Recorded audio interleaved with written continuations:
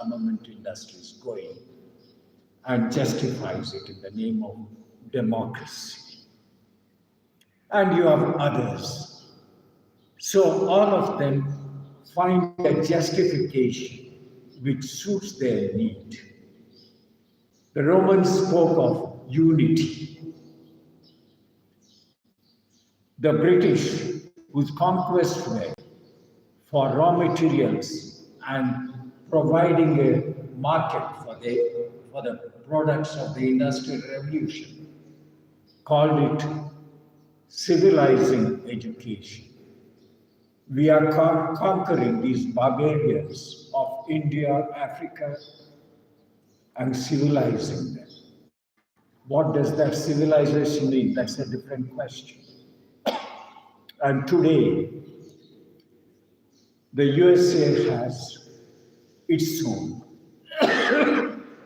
justification of imposing democracy in the name of freedom. Self-glory, you have Israel, speaking of it as the promised land of God. God has given this land as though God were a real estate dealer. God has given us this land, so we are conquering it. So the Palestinians should leave, give us that land. Power, which Russia wants in Ukraine. So our security calls it. So you have justifications which are meant to justify the conquest by the conquerors. And that is not peace. You have the second stage today during the last 50 years, which takes the form of ceasefire. At the international level, it has become a ceasefire with United Nations managed peacekeeping forces, keeping peace. Here in India, we have ceasefire, which is followed by accords. You had the ceasefire in Assam, the Assam Accord, ceasefire in Tripura, the Tripura Accord, ceasefire in Bodoland with an accord. Rajiv Gandhi signed 3 such accords. So he was known as the accordion prime minister. So you have such, but what do they mean?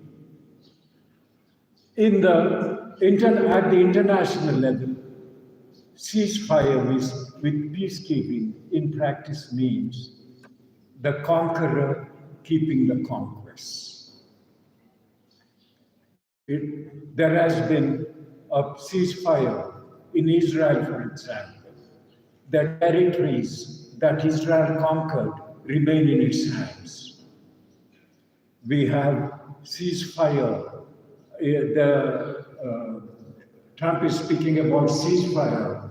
Europe is speaking about having peacekeeping forces in Ukraine, which will allow Russia to keep its territories. And action stops, but conquerors keep the conquest. In India, there is slight difference.